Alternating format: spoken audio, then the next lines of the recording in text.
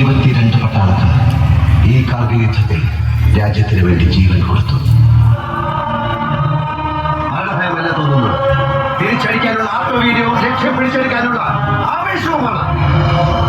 അതിനിടയിലാണ് നമ്മുടെ അവസാനമെങ്കിൽ സൈനിക വ്യൂകളിൽ നിന്ന് ആരംഭിക്കുന്ന ലാസ്റ്റ് പോസ്റ്റും ഗൺ സല്യൂട്ടും ഏറ്റുവാങ്ങി ഈ നാടിനോട് വിട പറയുന്നതിൽ നമ്മൾ അഭിമാനിക്കുന്നു. ഇതിൽ ആദ്യം മരിച്ചത് ആരാണെന്ന് അറിയില്ല. പക്ഷെ ഇതുപോലെ മരിച്ചു വീഴുന്നവർ പകർന്നു തരുന്ന ആത്മവീര്യവും കാശ്മീർ മുതൽ കന്യാകുമാരി വരെയുള്ള കോടിക്കണക്കിന് ജനങ്ങളുടെ പ്രാർത്ഥനയും കൂടി ഉള്ളപ്പോൾ പിടിച്ചെടുത്തിരിക്കും.